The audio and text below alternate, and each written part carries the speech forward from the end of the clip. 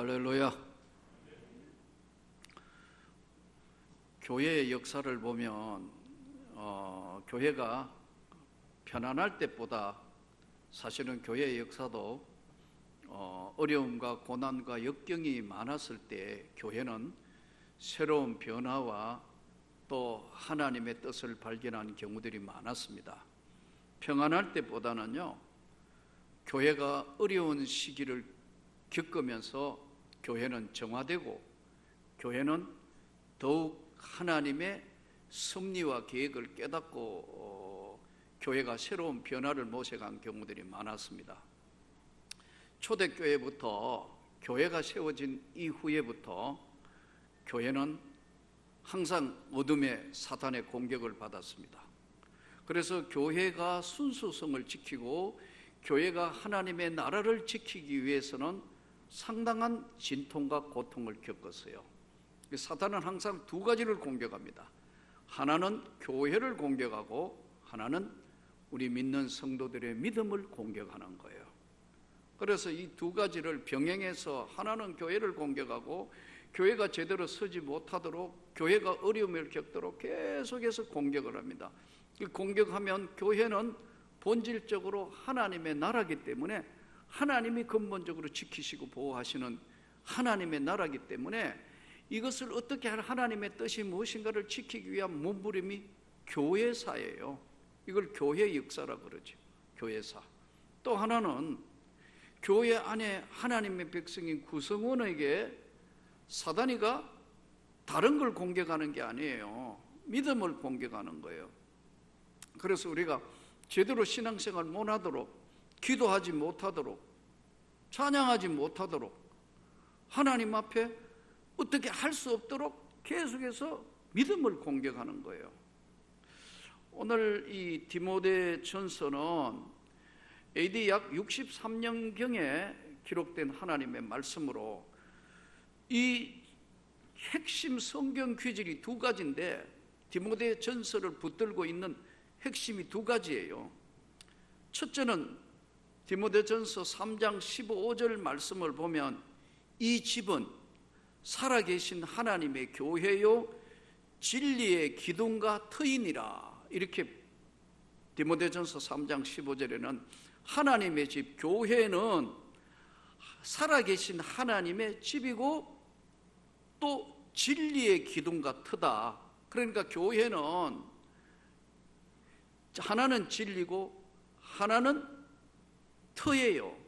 진리의 기둥과 터로 세워져 있는 거다, 교회가. 그러니까 이게 건물이, 이것도 교회지만 건물이 아니고 하나님 앞에 구원받은 백성들이, 하나님의 앞 사람들이 모여있는, 진리를 지키고 진리를 수여하고 진리의 말씀을 증거하는 진리와 그 기둥 위에 세워있는 사람들이 모여있는 터다, 이런 뜻이란 말이에요. 또 하나는 디모데전서 4장 12절에 하나는 사탄이가 교회를 공격하고 공동체를 공격하는 거예요.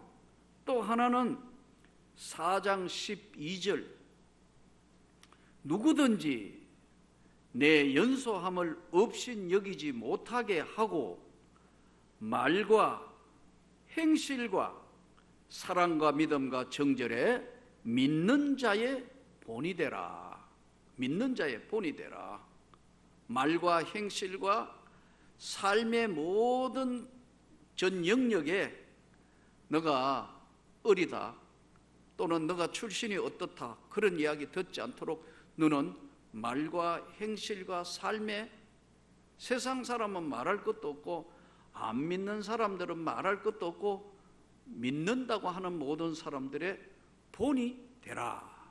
이게 디모데전서에서 붙들고 있는 두 가지의 기둥과 같은 말씀입니다. 그러면 오늘날에도 교회 안에 얼마든지 일어날 수 있는 여러 가지 일들을 다루는데 디모데전서는 이 내용들이 1장에는요 교리 문제를 다뤄요.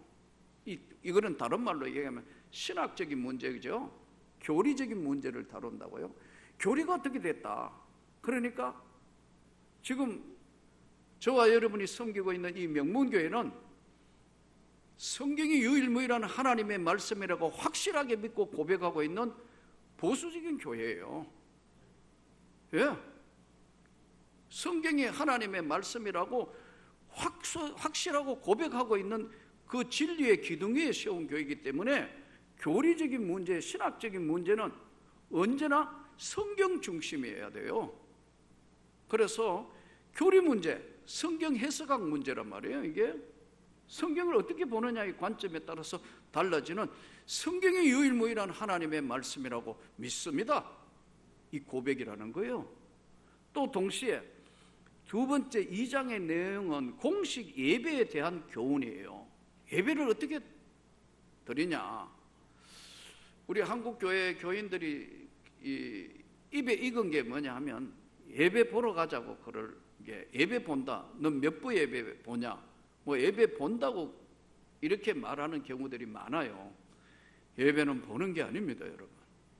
하나님 앞에 예배 드리는 거예요.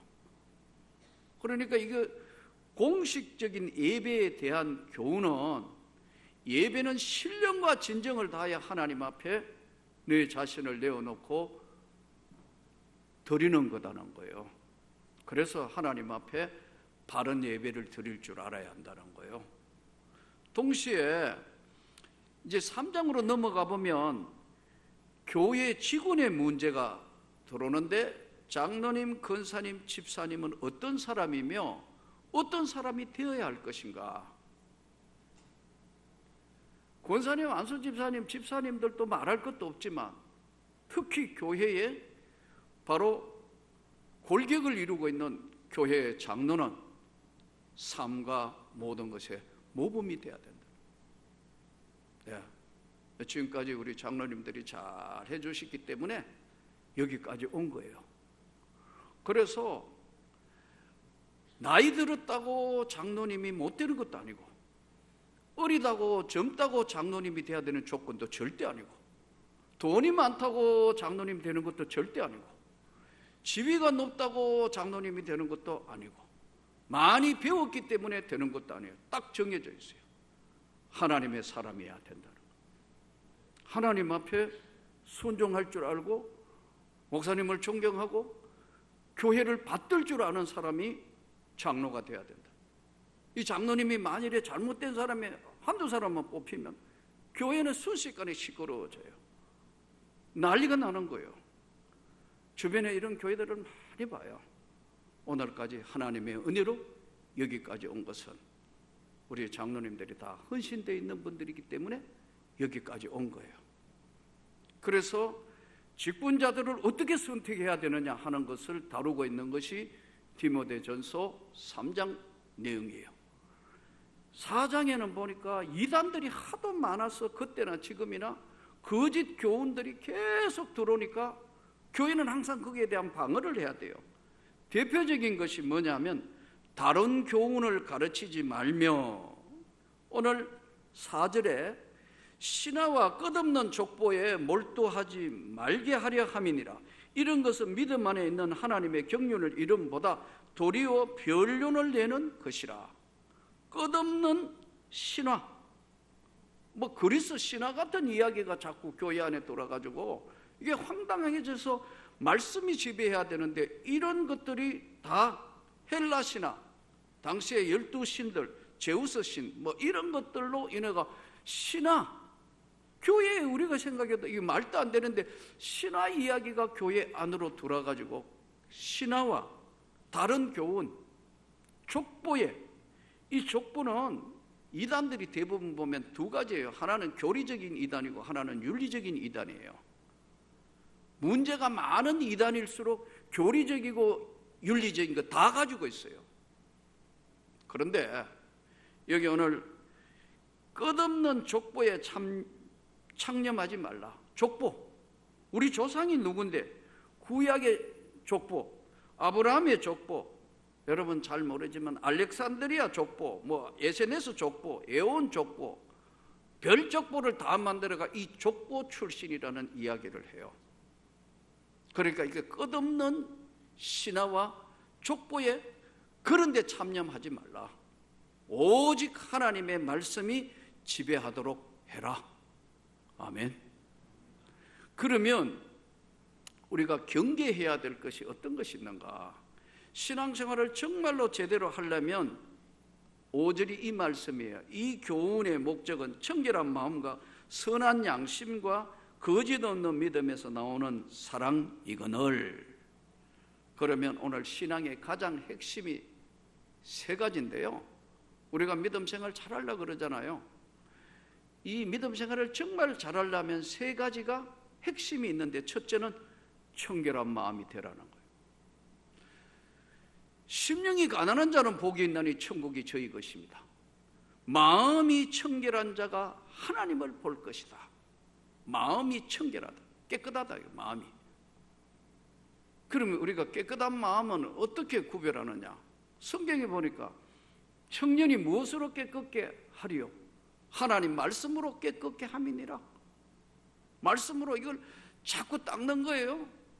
이 더럽혀진 내 영혼의 이 모든 것들을 말씀으로, 머리도 씻고 눈도 씻고 안 볼 거 보지 말고, 엉뚱한 소리 하지 말고, 머리 씻고 눈 씻고 엉뚱한 말 하지 말고 입 닦고, 이런 얘기예요. 아주 쉽게 이야기하면 청결한 마음, 이것이 신앙의 첫 번째 요구되는 것을 설명하고, 청결한 마음, 마음이 정말 하나님 보실 때 깨끗하라는 거예요. 우리가 세상 살면서 많은 사람 만나잖아요. 안 믿는 사람도 만나고, 또 신앙생활 열심히 하는 사람도 만나고, 다른 종교 믿는 사람들도 만나고 그러잖아요. 그런데 그런 사람들, 안 믿는 사람들, 다른 종교 믿는 사람들도요, 마음이 깨끗한 사람들이 있어요. 그런 사람 볼 때마다 저는 저 사람이 정말 예수 그리스도를 믿으면 참 좋았겠는데 법 없이 살 수 있는 사람인데, 이런 생각을 할 때가 있어요. 그런데 반대로 깜짝깜짝 놀라는 게, 이거 예수 믿는다 하면서 직분자라 하면서 뭐 들어가 보니까 전혀 아니다. 저러면서 저렇게 믿어도 돼? 목사인 나도 퀘션 마크를 붙일 정도, 이런 사람들 여러분 주변에 많이 보지 않습니까? 직장 생활하면서 뭐 이렇게 해가 직분자들 하잖아요. 이 청결하다는 건 뭐냐면, 그분은 말씀으로 안 닦은 거예요. 안 닦고 자기 중심으로만 가는 거예요.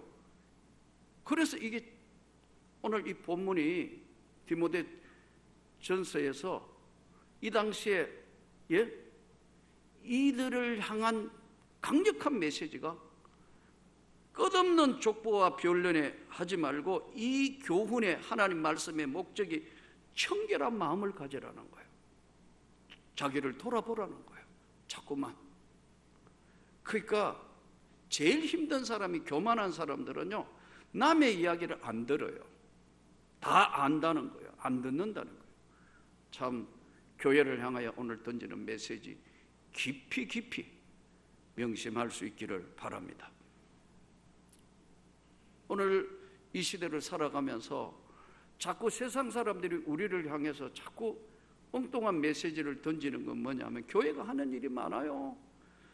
구제하지요, 봉사하지요. 우리만 해도 뭐 장학금 조금 있으면 또 외부 장학금 주지요, 뭐 하잖아요. 그 다음에 뭐 저거 되면 또 노인들한테 뭐 대접하지요, 뭐 보이지 않게 연말 되면 김장담회 주지요, 뭐 다 하는데도 이게 왜 막히느냐 하면, 잘못된 몇몇 사람들이 자꾸 그 사람들이 매스컴에 나오고 하기 때문에, 또 매스컴은 그걸 이용해가 계속해서 부추기다가 보니까요, 부정적인 시각을 보이는 거예요. 하나님 앞에 우리 모두가 오늘 하나님의 말씀대로 이 땅에 교회를 공격하고, 사단이 하나는 믿음을 공격하는데, 공격당하지 않으려면 진짜 신앙의 핵심을 가지고 있는 것은, 너가 하나님 볼 때 청결한 마음을 가져라. 이 마음이 가만히 안 있거든요. 한 성을 빼앗는 것보다 너의 마음을 지키는 것이 중요하다. 답은 언제나 외부에 있는 게 아니고 내 안에 답이 있어요. 기도가 뭐냐면, 내 안에 있는 것을 하나님이 알게 하셔서 깨닫게 하는 것이, 이게 응답이요. 근데 자꾸 외부에서 찾는 거예요. 자기는 다 숨기고 자기는 한 번도 말씀으로 내 영혼을 청결하게 하는 작업은 하나도 안 하고 맨 남 탓만 하는 거예요. 그러니까 이게 지금 다른 사람 볼 때는 이게 너무나 황당한 거예요. 그러므로 청결한 마음을 가질 수 있기를 주의 이름으로 축복합니다. 동시에 선한 양심, 오늘 본문에 그대로 선한 양심과 이 양심이라는 것을 사전적으로 찾아보니 이런 뜻이에요. 안다. 우리가 양심이라는 말을 많이 쓰잖아요. 아이, 저 사람 양심도 없다. 뭐 양심도 없냐? 양심이란 안다라는 뜻인데, 양심은 사전적 정의를 보니까 양심은 지각에서, 안다는 거 깨닫는다는 지각, 양심은 지각에서 출발하여 인간 영혼의 깊은 곳에서부터 선과 악을 구별하는 기능과 정서이다. 이렇게 정리해요. 상당히 좀 포괄적으로 이야기하는데, 아주 쉽게 이야기하면 양심은 내 영혼 깊은 곳에서 나오는 선과 악을 구별할 수 있는 바로 기능과 정서라는 거예요. 그래서 성경에 보면은 선한 양심, 또 성경에 보니까 믿음의 양심에 파손했다, 양심에 화인을 맞았다, 인을 맞아버렸다, 양심에 불을 지져버려가지고 이 양심이 영혼 깊은 곳에서부터 드러나고 있는 정서와 선악을 구별하는 기능을 화인을 맞아버렸다, 양심이 파산해버렸다, 이렇게 성경이 표현한다고요. 그러니까 이 선한 양심을 가질 수 있도록 안다. 나도 알고 하나님도 아신다. 안다. 어디서 출발하느냐? 깨닫게 하셔서 영혼 깊은 곳에서 나와가지고 선과 악을 구별하는 정서예요. 이래 이야기하니까 어렵죠. 더 쉽게 이야기할까요? 하나님 백성, 하나님 잘 믿는 사람들 돈 떼먹지 말라 이거요. 그럼 돈 떼먹는 게 내가 뭐 하나님 이야기하고 돈 떼먹지 말라는 거예요. 세상에 사기치지 말라는 거예요. 악한 짓 하지 말라는 거예요. 이게 선한 양심이에요. 아주 쉽게 이야기하면. 이래 이야기하니까 얼굴이 왜 그리 굳어집니까, 여러분? 너무 적나라하게 이야기해서 그렇습니까? 아니, 여러분, 뭐 속여놓고 지금 뭐 돈 떼먹고 뭐 이렇게 해놔놓고 할렐루야, 이거 아니라는 거예요, 이게요. 선한 양심, 영혼 깊은 곳에 선과 악을 구별하는 거 보면, 아, 이거 잘못됐구나, 이거 하나님이 기뻐하시지 않는데 이거 내가 바꿔야겠다. 선한 양심과, 이 선한 양심은 하나님 앞에 자꾸 이거를 행동하는 양심으로 바꿔야 돼요. 지금 세상에 항상 문제가 되는 사람들 보잖아요. 곁과 속이 다르잖아요. 그러니까 이게 세상은 그래 할지라도 진짜 하나님을 믿는 백성은 그러지 말라는 거예요. 그러지 말라는 거예요. 저의 큰형님이 어느 날 내가 목사이고 형님 교회 나오셔야 되고 뭐 이렇게 전도를 하니까 나보고 그런 이야기를 하세요. 다 좋은데 내가 해외에 있을 때 보니까 너희 예수 믿는다는 사람이 왜 그리 잘 싸우냐? 왜 그렇게 자꾸 싸우냐? 그러면서 나보고 도로 물어요. 맨날 그렇게 싸우면서 왜 예수 믿냐 이렇게 하니까 나는 할 말이 하나도 없더라고. 목사님, 내가 전도하려고 더 이게 이야기해놨는데 그렇게 싸우면서 왜 예수 믿지? 내 말이 너무 궁색한 거예요. 그래서 제 답변이 이랬어요. 형님, 아직 미숙하기 때문에, 부족하기 때문에 그런데 좀 지내면 그것을 다 바꿀 수 있는 거예요. 그걸 성화 과정이라 그래요. 이야기 해놨지만 찝찝해요. 여러분 뒤에 가가 욕하고 막 거짓말하고 막 이러면서, 예? 이게 선한 양심 아니잖아요. 그런데 이것을 쉽게 초대교회에서 지금 고린도 교회뿐만 아니라 디모데가 지금 목회하고 있는, 이 디모데가 목회하고 있는 이 지역 전체에 만연하고 있는 사실인데, 오늘 이 사회가 그렇게 자꾸 가고 있고 또 가진다 이거예요. 청결한 마음과 선한 양심, 하나님 보시기에 부끄럽지 않는 선한 양심, 그리고 거짓 없는 믿음. 거짓 없는 믿음은 뭘까요? 내적 세계의 평안, 내적 세계의 아름다움, 내적 세계의 깨끗하고 소용돌이 없는 맑은 것을 이야기할 때 이것을 거짓 없는 믿음이라. 표현이 좀 맞는가 모르겠지만요, 깊은 산속에 이렇게 가보면 옹달샘 있잖아요. 옹달샘. 그렇죠? 옹달샘이 있는데, 우리 산에서 물이 톡톡톡 떨어져서 고여있는 맑은 옹달샘이 있어요. 옹달샘에 이제 물을 이렇게 지나가는 사람들이 맑으니까 이렇게 떠먹어요. 옹달샘 깊지 않잖아요. 뭐 조그만하게 있는데 맑은 고인 물이란 말이에요. 약간씩 흘러가면서 깨끗한 물을 유지하고 있는, 우리 동요에도 나오잖아요. 깊은 산속 옹달샘 누가 와서 먹나요? 그러잖아요. 이 거짓 없는 믿음은 깨끗한 옹달샘 같아요. 그런데 이 깨끗한 옹달샘에 시험거리가 찾아옵니다. 사단이. 아까 그랬죠? 진리의 기둥과 트인 교회도 믿음 공동체를 공격하고, 또 하나는 우리가 가지고 있는 믿음을 공격하는 거예요. 이 어둠의 영들이 하는 짓이 교회사가 그거예요. 그러면 나무를 하나 가져와가, 막대기를 가져와서 이 깨끗한 옹달샘을 휘저어버리는 거예요. 휘저어버린다고. 그럼 어떻게 되죠? 가라앉아 있는 모든 밑에 부유물이 맑고 깨끗한데 탁 막 뿌옇게 막 흙탕물이 되는 거예요. 이게 뭐냐면 시험이에요. 누구나 그래요. 이게 가라앉을 또 시간이 필요하단 말이에요. 예. 그러니까 청결한 마음과 선한 양심과 거짓 없는 믿음을 지키려 하면 말씀을 지켜야 되니까요. 계속 옹달샘이 누구 온다고 얘기해요. 그러면 이것을 정화하는 훈련을 평소에 하지 않으면 조그마한 말 몇 마디에 시험 든다고, 넘어진다고, 엎어지고 고통스럽고 눈물 흘리고 어떻게 해요? 이 옹달샘은 내가 지켜야 되는 거예요. 답은 멀리 있는 게 아니에요. 항상 응답은 멀리서 오는 게 아니고, 응답은 내 안에 있는 것을 하나님이 주시는 거예요.